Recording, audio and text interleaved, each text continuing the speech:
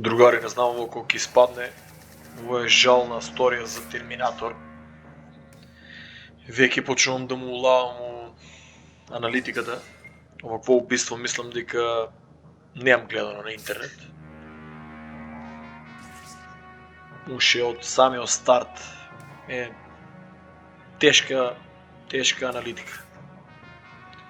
Жално за тие што имат инвестирано тоа чудо, али забрават дека македонците едно време беа многу јаки у стратегија. Треба да видат кој е Александар Македонски, така да жалам за нив. Уживајте.